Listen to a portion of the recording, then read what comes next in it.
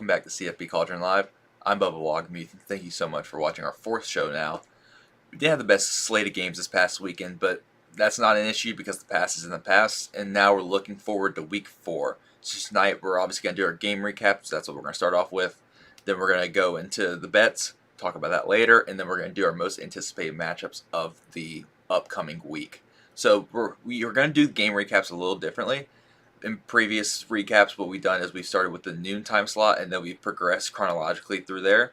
But since we did a full breakdown of Miami versus Texas A&M last week, I want to do a full game recap. So we're going to start off with them first, so let's get right into it. So Miami at A&M. I thought the Hurricanes defense played really well. Not only did they play well, but they played well at all 3 levels, which was a surprise. We knew what the defensive line was going to give us going into that game. We knew guys like Leonard Taylor, Akeem Mesidor, Daryl Jackson, they're going to play well, and they did. They showed up on a big stage. But the players that surprised me were guys like Corey Flagg, DJ Ivey, even Caleb Johnson came in and contributed for the Canes defense. So I thought Miami's defense played really well throughout the game. They did more than enough to win. They were put in some bad situations. The muff punt obviously gave A&M the ball in far plus territory. But the Canes defense played really good. And on the other side of the football, I thought Max Johnson was an improvement for Texas A&M. I think he's probably not the long-term answer there, but he's the answer for the rest of this season. Obviously, Evan Stewart getting suspended right before the game didn't help anyone on that A&M offense, but the A&M offense did do a pretty good job of getting the ball into the hands of their playmakers this game. They struggled doing that against App State. They did a much better job this week against Miami. So, Devin Achane, he had 22 offensive touches. If you remember last week against App State, he only had 11 offensive touches. So great job getting the ball into Achane's hands more often. And then Anais Smith had 5+ catches. That's a big improvement from what he had last week against App State. So A&M's offense, Max Johnson did what he had to. He didn't turn the ball over. He didn't put the ball in harm's way. He took his losses when he knew. But you have a great defense, so you know you can take losses and you can rely on your defense, which is what they did. So continuing with the offensive theme, we're going to talk about the Canes offense now. One of my biggest points, and we're going to get into this in a little bit, going into the game was try to get Tyler Van Dyke into a rhythm, and that never happened. It wasn't the offensive line's fault. The offensive line played a fantastic game, maybe their best game as a unit, but the wide receiver group really didn't help Tyler Van Dyke. No, he didn't play his best game as a starter, but the wide receiver group really actually hurt the team, if we're being honest. 7 drops, a lot of miscommunications. There's a lot of passes that you saw that may have ended up a yard short or a yard too far out, and it was just, Tyler Van Dyke might have expected him to cut the route a yard shorter. Maybe it was a speed out and a wide receiver planted it instead of rounding it. It's just little things like that that may not seem like a big deal at the time, but as the game progresses, those mistakes are going to cost your team. So Tyler Van Dyke was never able to get comfortable. A lot of that was due to the fact that Xavier Restrepo didn't play, who's been described as his safety blanket and his roommate. So when things like that don't click, it's hard for an offense to get going. But what the Miami offense did do a really good job of, which I was surprised about, was run the football. Miami was able to run the ball for 175 yards against this A&M defense, which is surprising because if you know anything about this A&M defense, it's set up to stop the run. Their defensive line is massive. 300 pounds, 320 pounds at the one tech. Your outside guys, that are usually nowadays in college football, like 240, 250. A&M has 270, 280 pounds on the edge. So A&M doesn't want you to run the football. But not only was Miami able to run the football, they were able to run the football effectively. They ran the ball for almost 5 yards a carry, which is really good. I didn't expect them to be able to do that. So going forward, the receiver position is going to be a struggle until Xavier Restrepo comes back or another receiver steps up. But Miami should be able to run the ball on every team they play going forward until maybe Clemson, because Clemson obviously has one of the best defensive lines in the entire country. But I would be a little concerned about the wide receiver room. But I would take solace in the fact that we ran the ball really well against a good run defense. As for the A&M defense, the front 7, I thought they played solid, but what really impressed me about the A&M defense was the back end. So right before the game, 2 DBs get suspended. One's a starter as well. One's a freshman starter. During the game, we have 2 guys get knocked out early with targeting. So you're down 4 defensive backs early in a game. That's a recipe for disaster, especially when you're playing a Miami offense that's shown flashes in the past. Granted, it was under a different offensive coordinator and an offensive scheme, but flashes in the past of being explosive. But these A&M defensive backs locked down these Miami receivers. They were blanketed the entire night. A&M played a lot of zone. So great job by the A&M defensive backfield. They had a few losses, but their backups were able to step up, fill roles, and they played fantastic. There wasn't even a drop off. So what we're going to do now is we're going to go into, last week we talked about the keys to the game for each team. We're going to go back and see if the teams are able to execute on those keys of the game or not. Starting off with Miami. My number one for Miami was get Tyler Van Dyke into rhythm. That never happened. Pretty obvious. Receiver miscues, issues throwing the ball, issues with drops. 7+ drops always hurts your offense. And the other one was defensive line must take advantage of the Texas A&M offensive line. Now, Texas A&M center did come back, who was one of the most experienced players along the offensive line, started every game last year. But I still thought the Miami defensive line played really well. They pressured Max Johnson. They had 3 sacks, multiple more pressures on top of the sacks. Great job by the Miami defensive line, affecting the game. As for A&M ran the football much better than they did against App State. Devin Achane ran the ball 18 times, over 90 yards. So good job on A&M sticking with the running game. Next one was win 1-on-1 matchups on the outside. Anais Smith won just enough 1-on-1 matchups for A&M to get a check mark in this box, but it didn't only apply to offense. It also applied to defense. The defense won their 1-on-1 matchups. When they're matched up with Miami wide receivers, A&M DBs won almost every single time. 9 times out of 10, if there's a 1-on-1, the A&M DB blanketed the Miami receiver. And then make Tyler Van Dyke uncomfortable. The front 7 didn't do it, but the back end obviously did. They did a fantastic job. I can't sing praises high enough about the Texas A&M defensive backs from this past game. So now we're going to go look back at the 5 things I was looking for heading into this game. Does Haynes King start? And if he does start, does he finish? Well, I think a little bit after our live show last Wednesday, it was announced that Haynes King would not start and Max Johnson would. So that one got thrown out of the window pretty quickly. Who does Miami start at that second cornerback position? It was DJ Ivey. DJ Ivey played the best game of his entire life. Miami's offense wasted a DJ Ivey masterclass. Can the Miami receivers generate separation? Resounding no. Does Jimbo become more creative in how he gets playmakers to football? I don't know if Jimbo was any more creative in the way that Anais Smith and Devin Achane got the football, but there was more of an emphasis on trying to get them the football. So A&M did a good job of getting the football into the hands of the playmakers, and they made opportunities when they're available. And then the last one is, what scheme on offense and defense does Miami come out with? So we'll start with offense. I saw a lot of criticism for Josh Gaddis' play calling. I personally didn't hate the game plan going into it. They ran the ball effectively, which usually opens up the passing game a little bit more. I just think when you have 7+ drops, you have missed throws, it's hard to look good as an offensive coordinator. The only area that I kind of questioned the play calling is once they got into the red zone. There was a designed quarterback counter with Tyler Van Dyke, and then there was a run that looked like it was going to set up a 4th down attempt, but they kicked a field goal. But other than that, I thought Josh Gaddis was fine as an offensive coordinator. I think the Hurricanes just started to plead at the wide receiver position. And then for defense, I really loved what Kevin Steele did. Miami mixed it up a lot. I mean, we saw James Williams guarding Anais Smith, then Corey Couch was nickel guarding Anais Smith. Then there's one play where Jafari Harvey was spying Max Johnson, but he lined up as an edge rusher, rolled over to the middle field after the ball was snapped, and was able to get a sack as a spy because Max Johnson wasn't expecting him to be there. He just stepping up in the pocket. Edge rusher came around. So really impressed with what Kevin Steele was able to do as a defensive coordinator for the Hurricanes. Looking forward to watching that defense going forward. Right now, they're a top 10 unit in the country. Let's see if they can keep up that pace heading into conference play. So now we're not gonna spend too much time on these 2 games just because there was not much of a game to speak of in either of them. But Georgia at South Carolina and Oklahoma at Nebraska. So the Nebraska game was looking encouraging at first. Nebraska got Oklahoma off the field relatively quickly. And then they hit Trey Palmer for a deep touchdown. And then Dylan Gabriel's 61-yard touchdown run just opened the game up. I mean, Nebraska sputtered a few offensive possessions after that, and the game was well beyond their reach. Oklahoma went up really fast, and impressed with Brent Venables' squad. Came out there, looks fantastic, put the Huskers away quick, which has been hard for teams to do in the past few years. The Georgia-South Carolina game, I think we're reminded weekly why Georgia's the defending national champions. I mean, Malachi Starks is probably the best true freshman in the country. Brock Bowers may be the best overall athlete in the country. And Stetson Bennett is a Heisman contender. I mean, we're 3 weeks into the season. If we had to award the way too early Heisman winner, it's Stetson Bennett right now. I don't know who else it would be at the current moment. So just want to touch on those 2 games really quick. Another splattering here at Jordan Hare. Penn State went in there, got a big win against not very good Auburn team on the road. But there is a reason I took the 6.5 win under on Auburn's win total, which was 6.5. I had no faith in the quarterback position. Besides the difficult schedule, the quarterback position has been an issue at Auburn for a while. Since Bo Nix transferred, it's become an even bigger issue. Auburn had 3 quarterbacks that could potentially play. All 3 were transfers at some point. TJ Finley has been there for a season, but Zach Calzada and Robbie Ashford transferring this past offseason. And you know the saying, if you have 2 quarterbacks, you don't have one.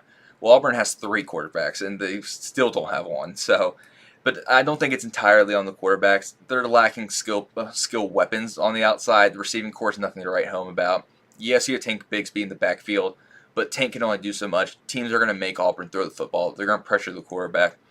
It's going to be a long season for the Tigers. I really don't see Brian Harsin making it through the next few games, if we're being honest. You play Missouri, you're 7-point favorites. If you drop that, Harsin's probably out, and then you have LSU at home. I mean, the good thing is you first 5 games of your season are at home, but I don't know how many wins Harsin has to have to keep his job. I mean, is it realistic for Auburn with their schedule to go 8-4 now, or it's 7-5 keep his job? I'm not sure, but I don't think Auburn fans were ever excited about him being there. I think he'll be out sooner than later. And on the other side of the football, Penn State's defense played really well, but it's not when you have DBs that are as good as Penn State's defensive backs against receivers that are as average as Auburn's wide receivers. You knew that would be a massive mismatch, but Penn State's offense looked really good, and it's because they're able to run the football. We've been talking about on this show for weeks that Penn State is a much better team when they're able to run the football. I mean, it's night and day what Penn State is when they can't run the football and when they can run the football. When they're able to run the football, Sean Clifford doesn't have to be Superman for that offense. Sean Clifford doesn't have to make plays. He doesn't have to improvise. He doesn't have to do too much. He's able to be a solid quarterback who can make throws and use his legs when the opportunity presents itself. They found a superstar at running back, which I think a lot of people knew coming into the season. I think it was just a matter of when Nick Singleton was going to burst onto the scene. He burst on the scene week 2. This was his national coming out. It was a big CBS 3:30 game. Nick Singleton had a fantastic game. He only had 10 carries for 124 yards, though. I'm no math major, but that is 12.4 yards per carry. So, I mean, that's obviously very good. I think going forward, Penn State needs to use him as a workhorse running back. Get him the ball 15, 20 times a game. There's no reason, he's too dynamic of a player not to be getting 15 to 20 carries a game.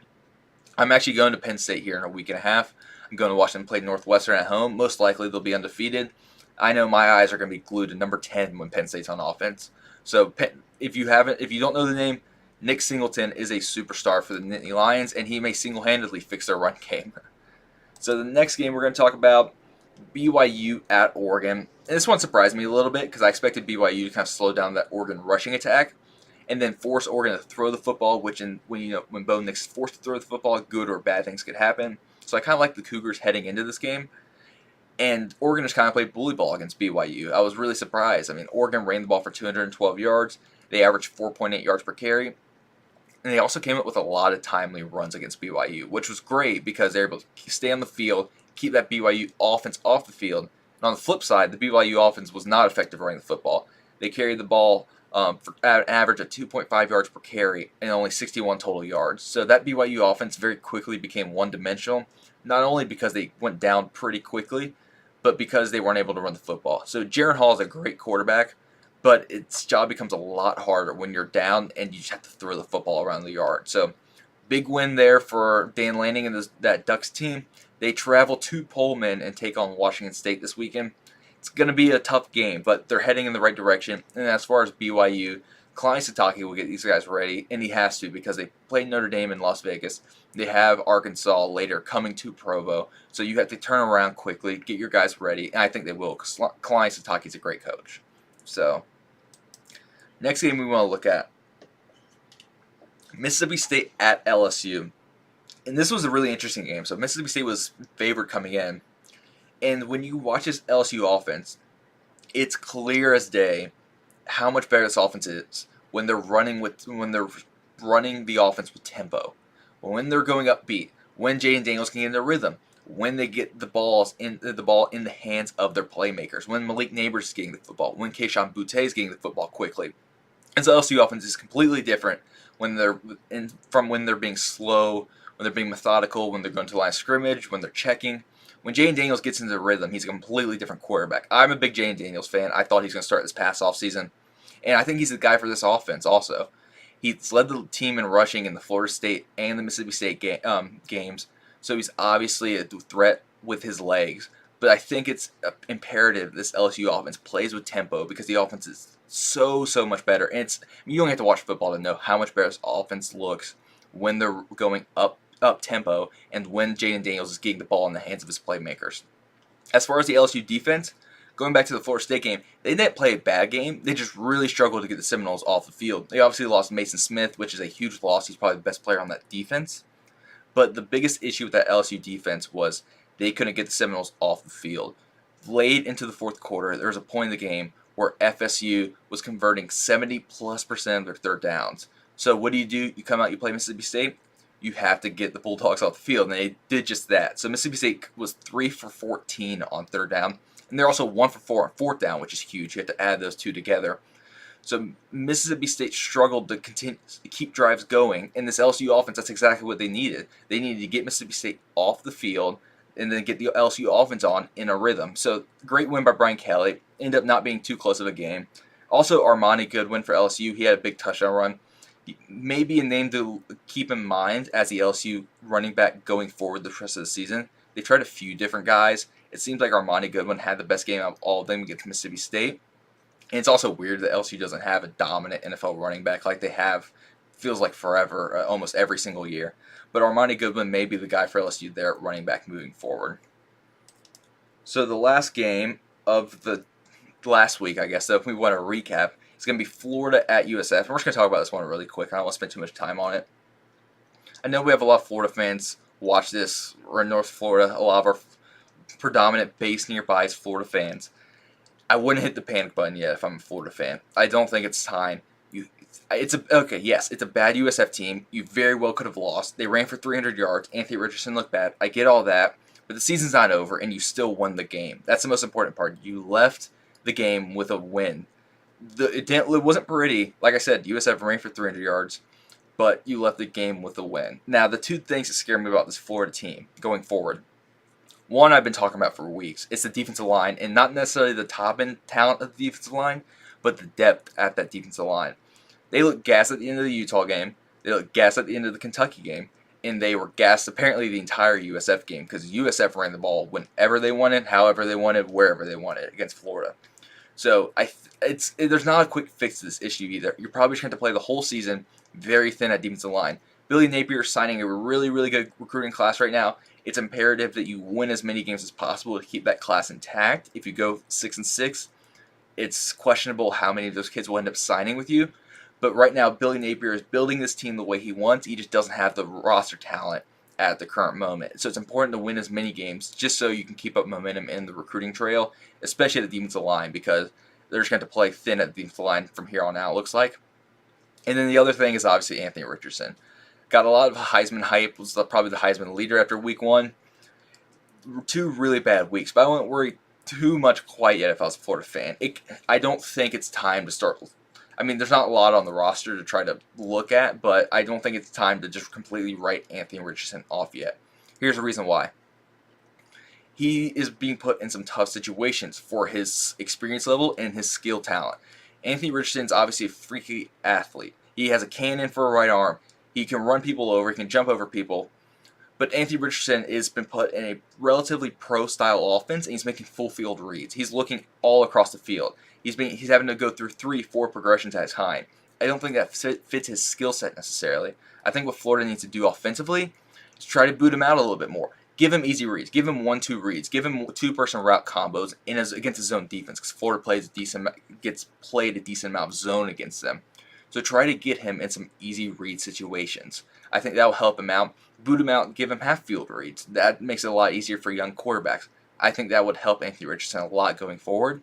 Another thing that you can do if you're Rob Sale and Billy Napier, you can meet with him and just lay out the entire playbook and ask him, what do you like? What do you not like? What do you like on 3rd and longs? What do you like on 3rd and shorts? What plays are you comfortable running? And then throw out the plays he's not comfortable running because he's your guy at quarterback. You don't have anyone behind him. And just stick with those. I think those are 2 things that could help Anthony Richardson kind of get more confident and get that mojo back that he had after the Utah game. So that concludes our Week 3 recaps. So now we're going to, don't want to do this, but we got to recap our week 3 picks. So another not so great week. It's been a rough start to the season, but as the season progresses, you learn more about teams. You learn how teams match up against different opponents. We're getting to conference play. I'm not worried yet. The panic button, just like Florida, I'm not hitting the panic button quite yet. So last week, Nebraska never had a shot. I appreciate them not making it close. I didn't have to continue to watch the game. Vanderbilt, we hit a plus bet, so there's a little extra money in your pocket. We had a money line bet on Vanderbilt at Northern Iowa. We hit on that. BYU was never close at Oregon. Mississippi State, LSU over, not that close. Texas Tech was hanging around. NC State defense did a really good job of creating turnovers, so kind of killed us in that game. And then Utah covered against San Diego State. So thank you, Utah and Vanderbilt, for last week. So, but hey, it's a new week. Like I said at the beginning of the show, we're not looking the past. We're driving forward. And driving forward this week, we're going to start off with Kansas minus 7.5 at home, plus odds against Duke. I'm not going to talk about this game too much. I'm going to talk about it a little bit later. So we're going to move on to the Baylor at Iowa State game. I like the Bears on the road, plus 125. I think this is a great value, actually. I know a lot of people are on the Iowa State hype train at the current moment, but let's not write off this Baylor team yet. They're still the returning Big 12 champions. Still a lot of talent. Taking David Aranda and his model of consistency here. So give me the Bears on the road. I guess it's an upset win, even though they're ranked higher. Next one, give me the under at 34.5 of Iowa Rutgers. There's not a lot to talk about here. Rutgers doesn't really have an offense. Iowa's offense is back in. I mean, you could watch in NFL films, one of those like highlight reels from the 1930s. That's what Iowa's going to give you on offense. Rutgers scored 16 last week against a Temple team that Duke absolutely boat raced in the first half. Give me the under here. I don't see Rutgers scoring double digits. I don't even know if Iowa's capable of scoring double digits on a Power 5 opponent. So, even though Rutgers is hardly a Power 5 opponent, but give me the under of 34.5 here. Arkansas money line at, or I guess not at A&M. It's a neutral site game. They're playing in Dallas, but Arkansas versus A&M. Give me the Hogs here. We're going to talk about this one a little bit later. And then Utah on the road, minus 15. It's a minus 105 bet at Arizona State. Arizona State just lost to Eastern Michigan last week, and their head coach got fired. I don't think this program's in the right state of mind to be taking on a Utah team who's very sneaky still. Utah lost week 1. A lot of people wrote them off. Utah's going to surprise a few people here coming up, I believe, especially when they play USC at home. So give me the U tier minus 15. That's a minus 105 bet. So now we're going to move on to our top, so what we've done in the past is we've done top 3 most anticipated matchups of the weekend. I had a tie at 3rd place, so what we're doing is we're doing top 4, but it's going to be 3A and 3B. So we're going to start out with our number 3 tied matchup of the weekend I'm looking forward to, which is going to be Notre Dame at North Carolina. So Notre Dame at North Carolina, this is one of those classic games where there's a very, very good offense in North Carolina versus, I think, a very good defense. I know a lot of people are down on the Notre Dame defense and the team as a whole because of their performance. I think a lot of that, sometimes bad defenses are just a product of bad offenses. I think that's the case at Notre Dame. I think this Notre Dame defense is still really solid. So we're going to see how they perform against a high-octane offense with Drake May, Josh Downs, a lot of the young weapons on the North Carolina offense. And then on the other side of football, we have one of the worst defenses, a historically bad defense, versus a very bad Notre Dame offense. So just a fun thing to watch for in that game if you're going to tune in. Next game, this one's fun. This game should be on game day. I don't know, college game day, this is a missed opportunity. You're never going to be able to go see Duke, Kansas again on game day. This was your best bet. They're both undefeated. Should have gone there, but I regress. So, I think the biggest and the most important factor in this game isn't necessarily what happens on the field. It's whatever team wins, what that means for them off the field. And what I mean by that is, both of these programs are historically bad. But basketball schools, I mean, Kansas went years without winning conference games. They had a winless season, I believe. Duke has been really bad for a few years now. Basketball school, once again. One of these programs will be 4-0, which could put them in a very good position to make a bowl game. Now, they could go lose all their conference games and not make a bowl game, but I don't see that happening. I mean, Duke's played really, if you haven't watched Duke beat Northwestern, who beat a bad Nebraska team, but they still beat Northwestern. They boat raced Temple. They beat North Carolina A&T. And if you haven't watched Kansas, Jalen Daniels, who's on the screen right now, is one of the most exciting young quarterbacks in the entire nation. They beat a good Houston team. Kansas is on a roll, so one of these teams is going to start 4-0, which is crazy to think about, which is going to put them in prime position to make a bowl game. So what it means for the programs and the head coaches, Lance Leipold and Mike Elko, what it means for them and their programs as a whole, this game has massive implications. So the next game we're going to talk about this is our number 2 most anticipated matchup of the week, is Florida at Tennessee. So there's going to be 2 things I'm going to be looking for heading into this game. Number 1, how does Anthony Richardson respond? This is his first true road game as a starting college quarterback. So he started 1 game last year, neutral site, Florida, Georgia. Started 3 games this year, all at the Swamp. And then he's struggled the last 2 games. Now you're going to move him into Neyland Stadium with 102,000 people dressed in checkerboard colors. I want to see how he responds. I mean, is he going to step up to the moment, or is he going to have a game like he's had the past 2 weeks? And now on the other side of the football, I think Tennessee's really going to try to predicate their defense around stopping the Florida run game. As bad as Florida played, they still ran the football really well against USF. Tennessee knows that Anthony Richardson's struggling. I think if you can stop that Florida rushing attack and make Anthony Richardson beat you, I think if he goes out there and beats you, throws for 300 yards and 5 touchdowns, I think you live with yourself at that point if you're Tennessee. But I don't see Tennessee just letting Florida run the football all over them, because they know, they have film, they know how to stop Anthony Richardson. It's by making him sit in the pocket, don't use his athleticism, and beat you with his arm. And if Florida goes ahead and scores 45 points doing that, I don't see Josh Heupel having an issue with that. So those are going to be the 2 things I'm looking forward to in this game. Our most anticipated matchup of the week, and this is a pretty easy one, it's Arkansas versus A&M in Arlington. So there's 2 things I'm really going to be looking forward to in this game. Can A&M exploit this Arkansas secondary? We've been talking about for weeks now. The way to beat Arkansas, or at least beat this Arkansas defense, is by taking vertical shots and connecting on the vertical shots, because a lot of teams have been taking them and missing. This A&M offense, which is historically bad passing the football, are they going to be able to exploit this Arkansas secondary, who's historically bad allowing passes on them? So that's going to be something that's close. You should watch closely in this game. And then, can A&M do a better job of stopping the run this week? They didn't do a great job last week against a Miami team that probably won't finish as high in rushing yards by the end of the season as Arkansas will. Arkansas was the number 1 team last year in the SEC when it came to running the football. How does A&M stop this Arkansas rushing attack? You have Rocket Sanders. KJ Jefferson's a massive human being. Can they slow down this Arkansas rushing attack? Because it's going to be a long day for A&M if they can't. And it's another issue is, can that A&M defense get them off the field? They weren't able to get App State off the field. They were able to clamp down on Miami once they got into the red zone.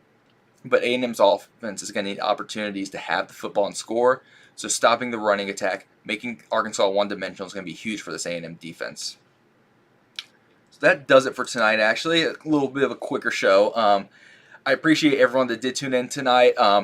Like always, if you have any questions, I'm happy to cover anything you want me to. You can just shoot me an email. It's going to be cfbcauldron@gmail.com. Or as you see right here, you can DM me on Twitter, Instagram, leave a reply under one of my tweets. Recommend Twitter. I'm on Twitter more than Instagram.